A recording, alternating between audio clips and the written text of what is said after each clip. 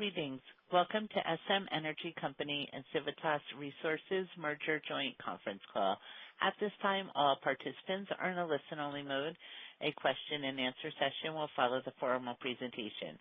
If anyone should require operator assistance during the conference, please press star zero on your telephone keypad.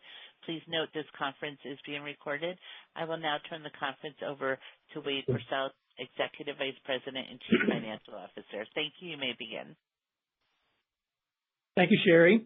Good morning, everyone, and thank you for joining us on this very exciting day in the history of our companies.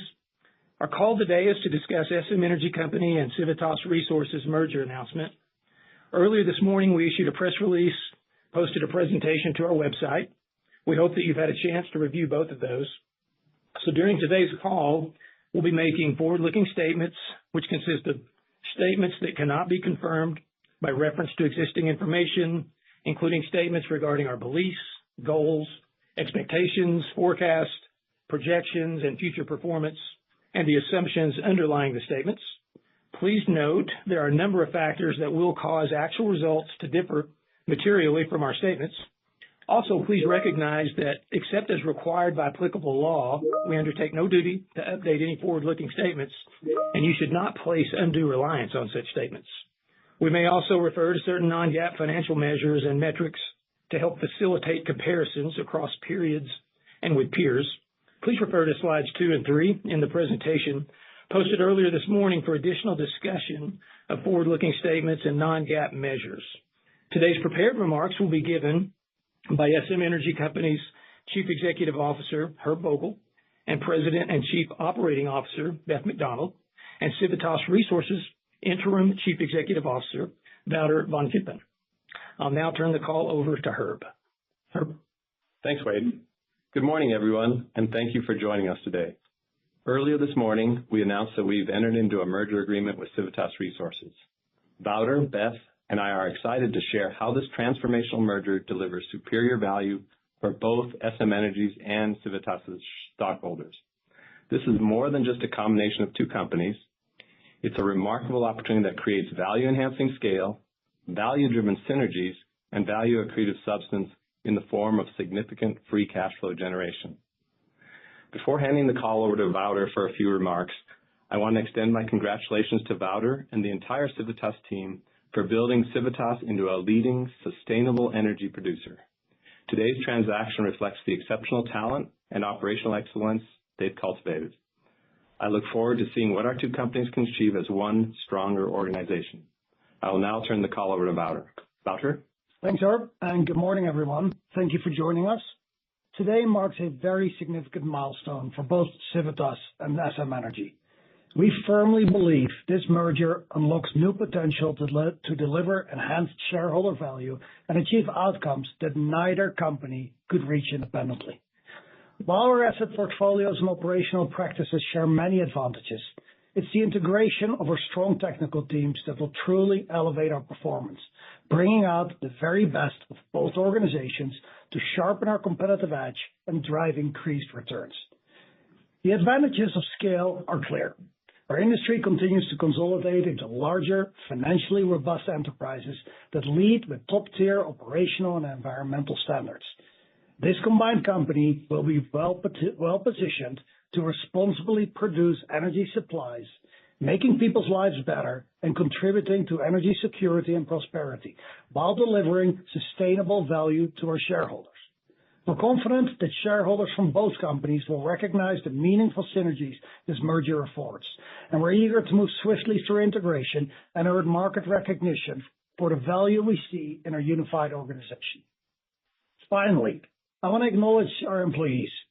Today's announcement would not have been possible without the dedication and talent of our people, Civitas' greatest assets.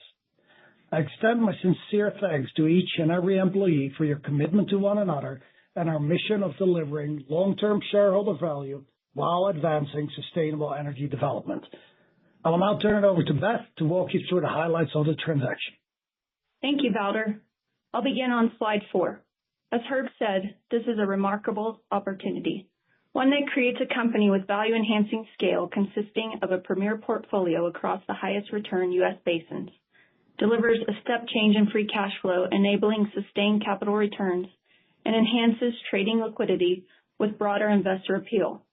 We have brought together two highly complementary portfolios and teams to generate value-driven synergies, which are identifiable, achievable, and deliverable by proven management. The synergies are expected to drive greater accretion, accelerate debt reduction, and deliver through-cycle returns. Our returns-based technical focus will unlock significant value, and our people, processes, and infrastructure will work together to capture identified synergies and accelerate integration. Stockholders will benefit from accretion on key financial metrics and from the substance of this transaction, which is the expected significant free cash flow that the combined company will generate. On a per-share basis, the transaction provides significant cash flow, debt-adjusted cash flow, free cash flow, and NAV accretion, even before synergies. We will prioritize applying free cash flow, along with any proceeds from opportunistic divestitures we plan to pursue, to debt reduction, while maintaining a sustainable quarterly fixed dividend of 20 cents per share until we reach our leverage target of 1x. Upon reaching our target, we plan to direct our free cash flow towards growing our regular dividend and upholding a consistent stock repurchase program. Finally, but certainly not last, we are proud of the excellent safety and environmental track record of both companies and are committed to continuing that legacy. Turning to slide 5, this combination results in a step change in scale, showcasing a premier portfolio. Pro forma, as of June 30th, 2025, the company holds over 800,000 net acres in 4 contiguous states, and production totaled approximately 526,000 barrels of oil equivalent per day.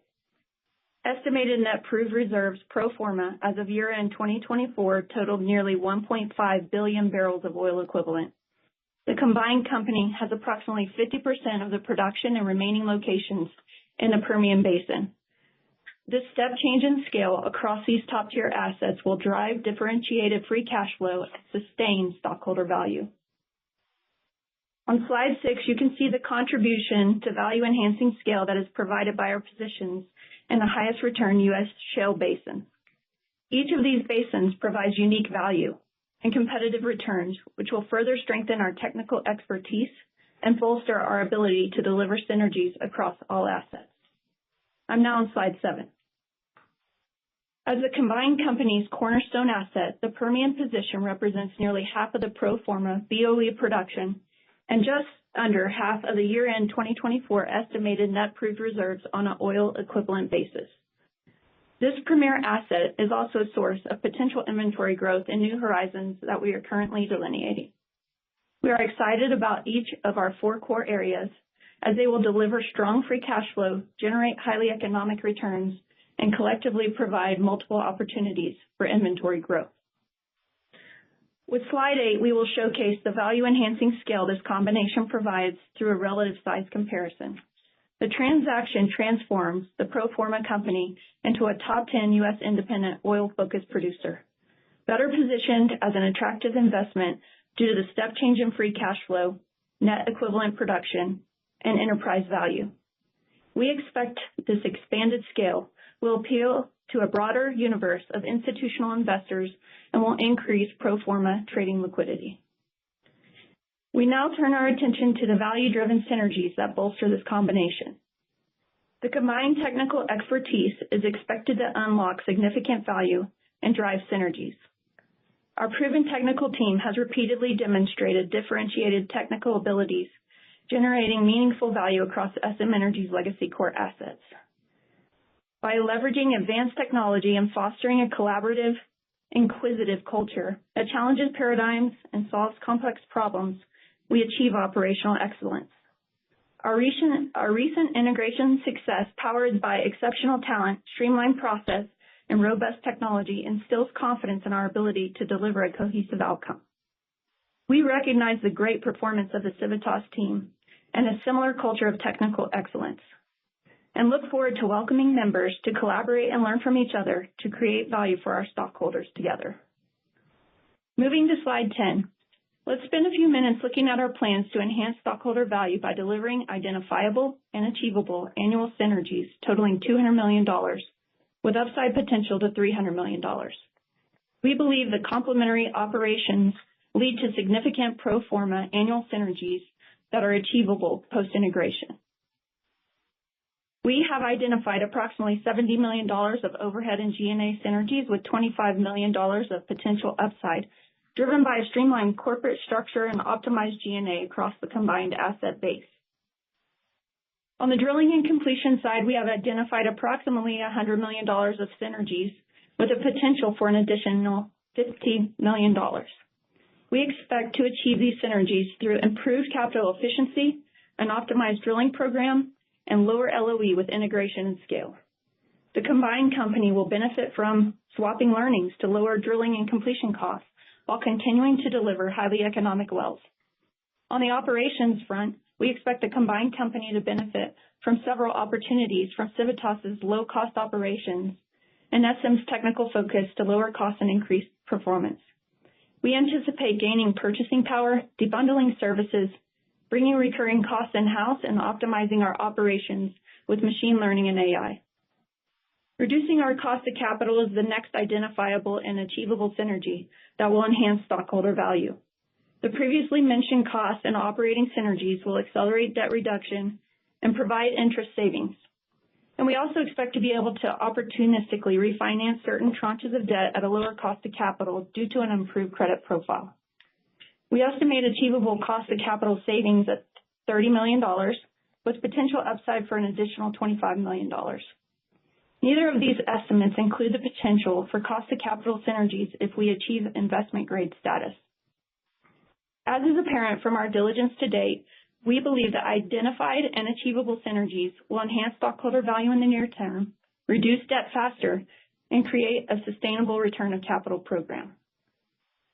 Next, slide 11 showcases how the combination of our two companies provides for value accretive substance as we realize significant accretion across key financial metrics before synergies. The identified and achievable value-enhancing annual run rate synergies of $200 million to $300 million meaningfully increase the free cash flow generation of the pro forma company. We plan to prioritize free cash flow to debt reduction with a path to 1x net leverage by year-end 27 at $65 WTI. At $60 WTI, leverage is expected to be slightly higher at 1.4x at year-end 27. While we are encouraged that leverage is at a manageable level, we will seek to reduce debt faster through opportunistic asset sales at the appropriate time.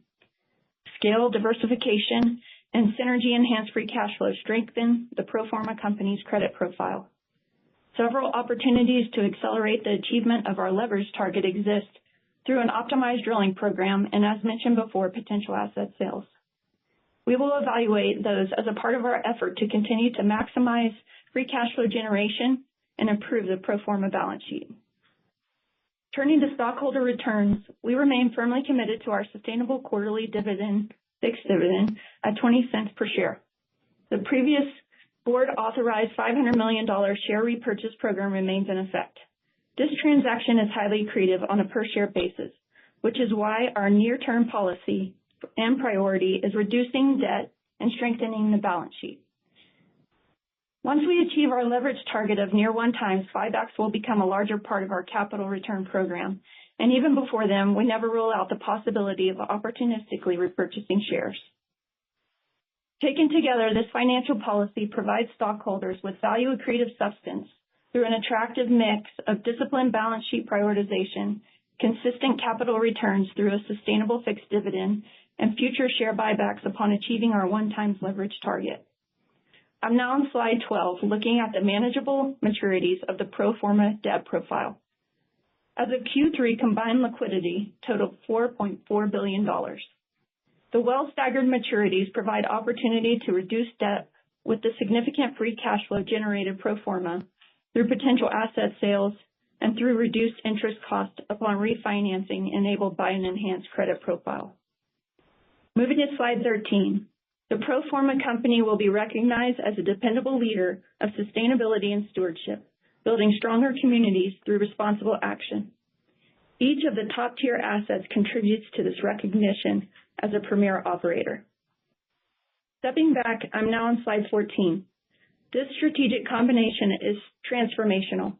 delivering superior value to stockholders, immediate and significant per share accretion, and long-term value creation. This merger is about creating something stronger together than either company would achieve on its own. Sherry, we are now ready to take questions. Thank you. If you would like to ask a question, please press star 1 on your telephone keypad. A confirmation tone will indicate your line is in the question queue. You may press star 2 if you would like to remove your question from the queue. For participants using speaker equipment, it may be necessary to pick up your handset before pressing the star keys. One moment while we poll for questions. Our first question is from Scott Arnold with RBC Capital Markets. Please proceed. Yeah, thanks all. Hey, for my first question this morning, I was wondering if you could give us a little bit of color on, the process in terms of how you all came up with the relative value allocation to each in the merger ratio. I guess I was a bit surprised that SM shareholders aren't a majority owner here. Scott, I'll start and then see if Wouter wants to add anything on that. It was pretty much balanced based on the way the market traded over time, and we looked at the appropriate shares based on market trading and the values of the assets that both were contributing. So it was a pretty logical, straightforward sort of approach. Yeah, nothing to add. And on a per share basis, the results are quite accretive. Okay, thanks. And I guess my follow-up is on, I guess, Beth, you had mentioned a few times, potential asset divestitures to help get leverage down. I think obviously that's going to be an important aspect of this merger and in seeing that leverage ratio get down, faster than hopefully, than you all provided here. So hopefully that's quite conservative. But can you give us a sense of like when you think about like divestitures, what would you consider as like non-core type assets? What would be at the top of the pecking order?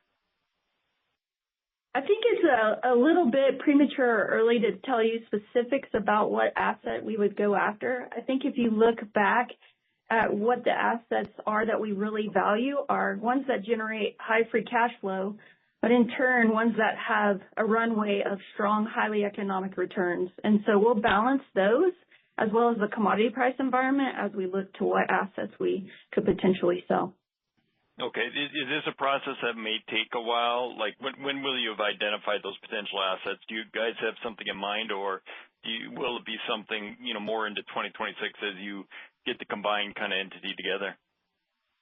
Yes, Scott, it'll be more into 2026. Our focus right now is on successful integration of the two businesses and making sure that execution happens in a safe way as well. And so we'll be focused on that, but we'll also be looking at that prioritization at the same time.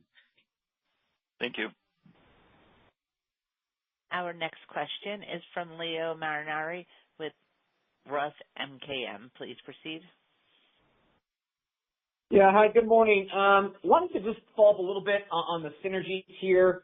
So you guys identified kind of as your base case, $200 million. Can you provide a little bit of color kind of around the timing there?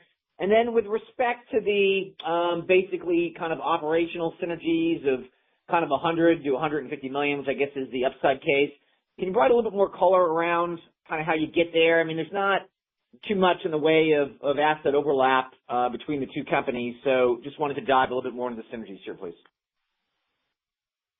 Hey, Leo, thanks for joining. I'll just start by saying we're not assuming any synergies for 2026. So this is really the run rate for 2027, and Beth can elaborate on all the synergies that we've assumed.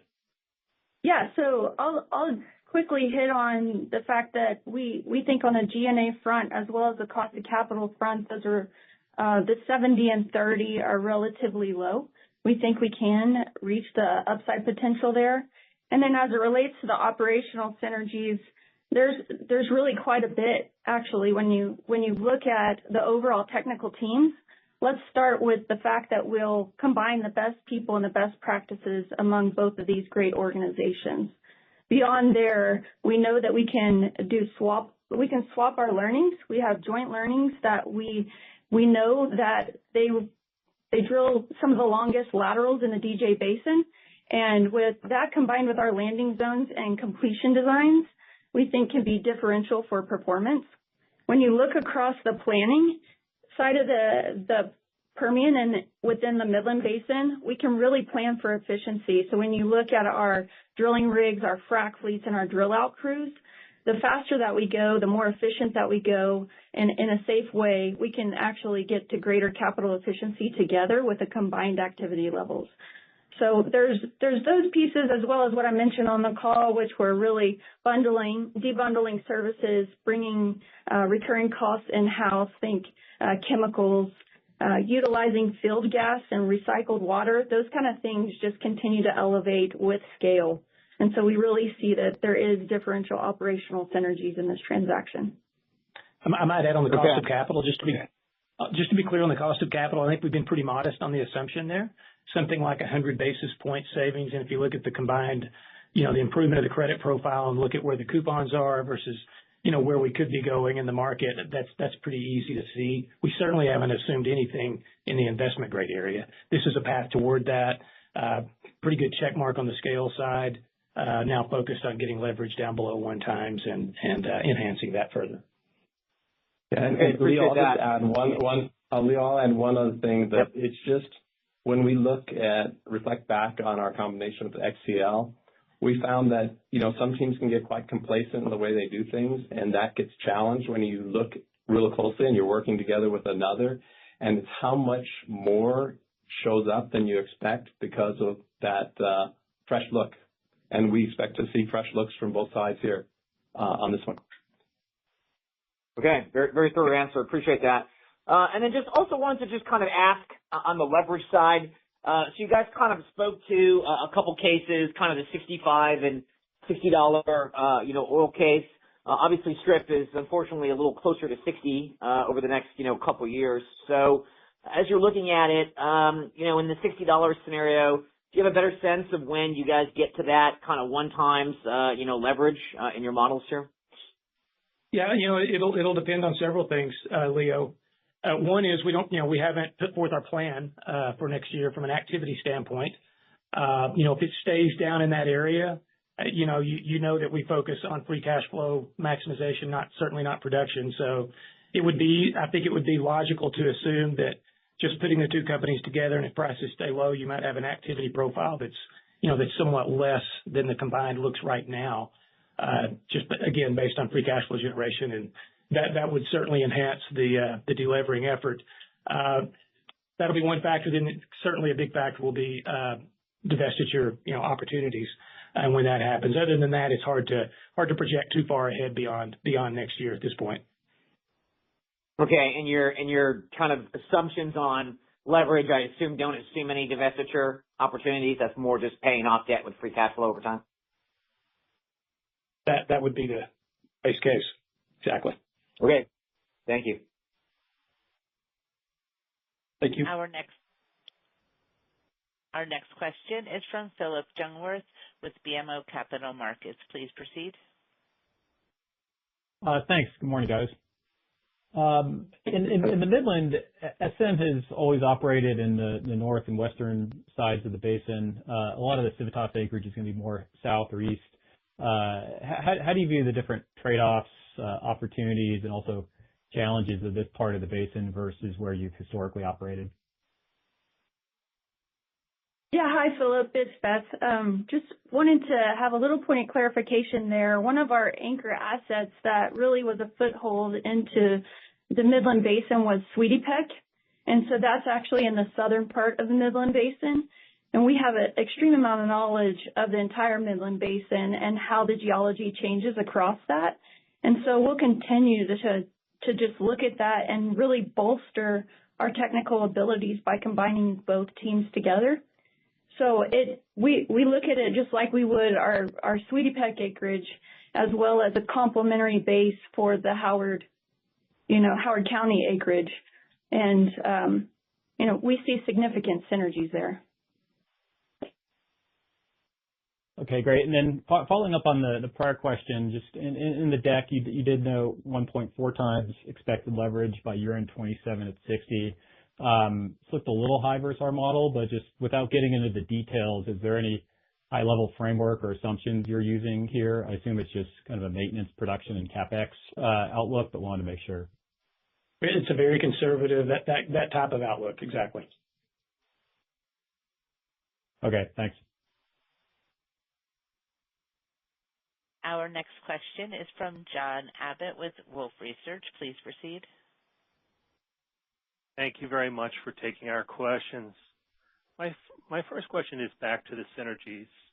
You know, like Civitas and it's really on, are some of these sort of synergies driven also by the individual programs that the companies were already executing on? For example, Civitas was already executing on a $100 million optimization program, you know, and then maybe they would expand upon that. But so I guess when you come to that synergy number, how much of this is already being baked in on an individual company basis versus the pro forma basis? Yeah, hey, John, there are none that are baked in from the Civitas plan. These are actually going forward with the new pro forma company and the synergies that we identified and we believe are achievable together. Appreciate it. And then my next question is really for Wouter. You know, if we go back to second quarter results, you know, there was the discussion of the desire for, you know, looking for more consistent operational performance, and that would drive value. I mean, we haven't seen that as of yet. The deal's been announced before that. So why do the deal? Why was this the appropriate decision for Civitas at this time versus letting the execution and operation side play out first? Yeah, so thanks, John. And obviously, we're not announcing our earnings here today. We're announcing our earnings on Friday, so can't talk about that. But in the end, you can never time deals in a perfect way, and you never know what shows up at what time. I can tell you that from our side and the Civitas side and the entire Civitas team, everybody's been working really, really hard on the third quarter to make sure that we deliver on the promises that we're making. And we had those discussions at our August conference call. And in the end, this is the right time to do this. This is the right opportunity, and this makes both companies a lot stronger. So we're very excited about it.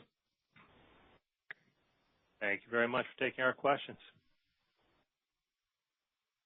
Our next question is from Oliver Hong with TPH & Company. Please proceed. Good morning, all, and thanks for taking the questions.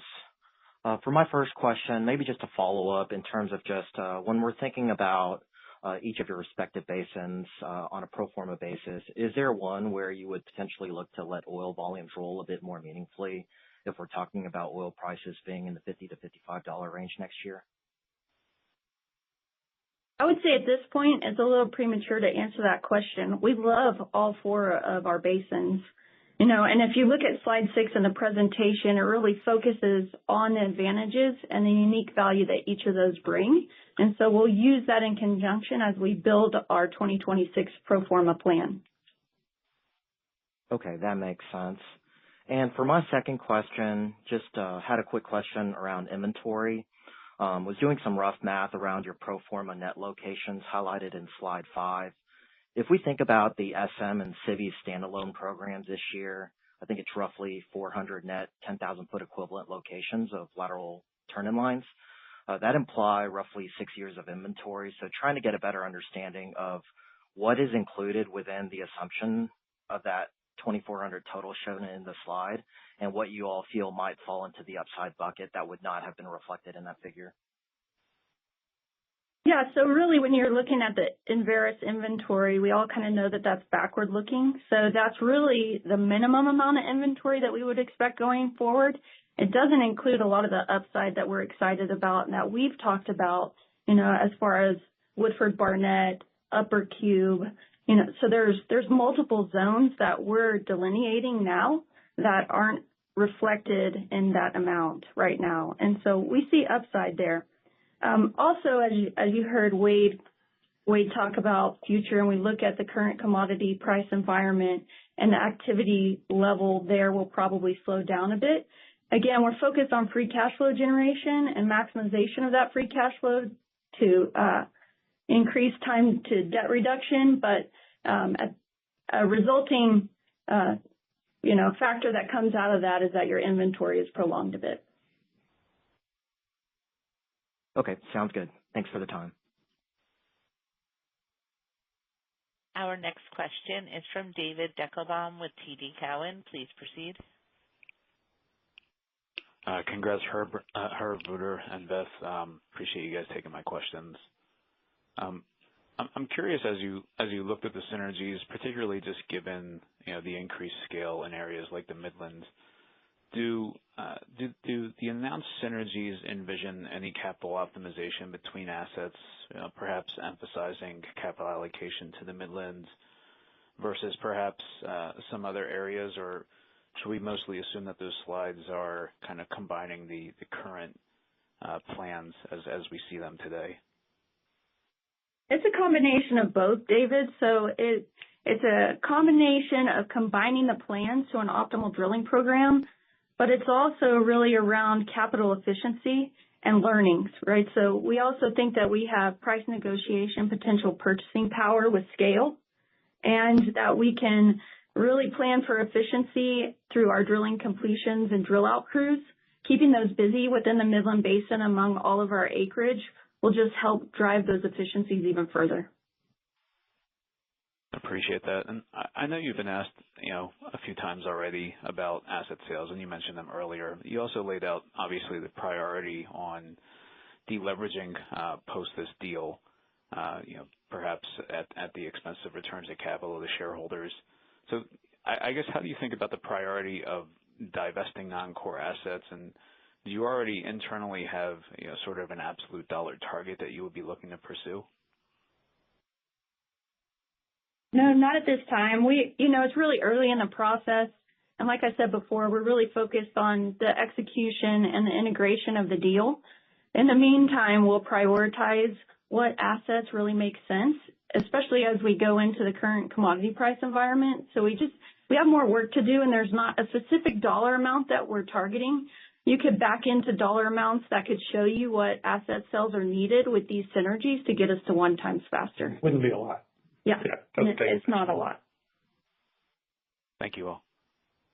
Yep. Our next question is from Noel Parks with Tuohy Brothers. Please proceed. Hi, good morning. Just had a couple. I think one thing I found interesting is that in the Permian, the degree of overlap is not particularly high between the two companies, so it's a nicely larger combined footprint. Any thoughts on, I guess, just as you looked at various Permian opportunities, just what your thinking was in terms of, whether you're looking more for expansion of footprint, consolidation of footprint, and also I'm not really familiar with your gas infrastructure strategy in the Permian. I just wondered if you could talk a little bit about that and how that might shift with the merger. Yeah, I'll start with just talking high level about the synergies that we see from the combined footprint. And I know I'm repeating myself a little bit, but we have joint learnings that we have between the two companies. We know that in certain zones we outperform each other, so we can combine those learnings as well as the Civitas longer lateral learnings. And we think that will really drive down our costs on the drilling side. As far as our technical expertise, we think SM Energy really can unlock value on a performance side. So we think the combined operational excellence as well as the scale, purchasing power, debundling, bringing in chemicals in-house, those kinds of things can really drive that efficiency. As far as the gas infrastructure, we've really been focused on increasing our margins there and getting that gas to market as much as we can, right? So you're very familiar probably with Waha prices. And so we've been doing a great job there on the hedging side to really cover us as far as Waha is concerned, but we've never had any takeaway issues. So we don't expect those to continue. No, I'll just chime in and just say that, if you thought of the Southern Midland Basin 5-6 years ago, people underestimated how good the economics were there. And over time, people have recognized there's more zones there that are economic, and we can actually do better in them, and that's partly technology and partly lateral length. So that's the way to look at it, is there's opportunity to improve on historical Southern Midland Basin potential for the industry as a whole. Got it. Thanks. And I was wondering, in terms of post-deal accounting, is there anything for us to be aware of as far as tax carry forwards? We're of course going to have some tax legislative changes for 2026, but just wondering if there are any considerations there. Yeah, I mean, it's a great question in this environment, especially. Nothing significant to answer your question about the impact of tax, oil carry forwards or anything like that. We're both benefiting from the big beautiful bill, no question. As far as how much federal taxes we both have, Civitas is very similar to us in that regard. So minimal taxes in the foreseeable future, I would say. A similar story on a combined basis. Great. Thanks a lot. Thank you. Our next question is from Bill Dezellem with Titan Capital Management. Please proceed. Thank you. Would you please discuss your strategy for production growth and what goals you do or do not have, and how that interrelates with cash flow generation, please? Yeah, Bill, this is Herb. Just briefly, if you followed us for a long time, we plan each year looking forward the next 2 to 3 years and maximize free cash flow generation. So production is not an input or a goal, it's an output of that maximization, and it's driven by commodity price and commodity price mix. And we continue to drive that, and that's been very successful for us in achieving our targets on the debt side, free cash flow generation, and return of capital. So that's the way to look at it. Don't think of production targets, think of maximizing free cash flow generation. To a point. I mean, we shoot for flattish. I mean, obviously we could generate a ton of free cash by letting it fall. So it's not. But looking at it over a multi-year period, I think, is the key to that. Yep. Thank you both. As a reminder, it is star one on your telephone keypad if you would like to ask a question. Our next question is from Jeff Jay with Daniel Energy Partners. Please proceed. Hi, good morning. Just one for me. As I look at the D&C synergy number, I'm just wondering, and I'm sorry if I missed it, but is there a reduction in activity that's kind of contemplated in that figure, or is it purely efficiency, pricing, et cetera? Hey, Jeff, it's efficiency and pricing only. So we have not baked in anywhere any sort of change in activity. So. Okay. Thank you. Yep.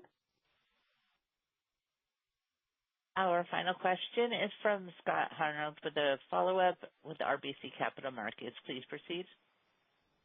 Yeah, thanks. Appreciate the follow-up. And just a question on the management structure moving forward. Obviously, in the first part of next year, this merger is expected to happen, and Beth will be taking over the CEO role. Can you discuss, what are the plans to, backfill the COO role? And, with Beth, look, you're stepping up into a new role, and certainly, with the merger, it's going to create a lot of work and potential complexities. Can you talk to your priorities as you take the reins? Let me just start with that we haven't announced the leadership fully. We've got in mind where we're going to go and really be focused on getting the synergies and having an effective integration. And Beth, you want? Yeah, and I would just say the priorities of where we're taking SM Energy haven't changed. They're long-lasting, and they're really focused, especially as it relates to this deal, on debt reduction, keeping our fixed dividend, and then growing that over time once we get back to that 1x level, and then going back to the share repurchases. And so that is the continuation of what we've been doing, as well as adding to our inventory for a sustainable and repeatable program long term. Okay, I appreciate that. We'll look forward to seeing that. And just really quickly, I think you kind of inferred this or said this, but just to make sure I'm, got my thoughts straight. But the way we should look at the combined company moving forward in terms of allocation of activity between the basins, it should be very similar to what individual companies have at this point, pending any decisions you make later on.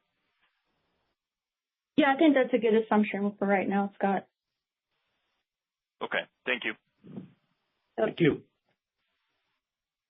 There are no further questions. I would like to turn the conference over to Herb Vogel for closing remarks. Thank you, Sherry, and thank you all for joining us today. Thank you. This will conclude today's conference. You may disconnect your lines at this time, and thank you for your participation.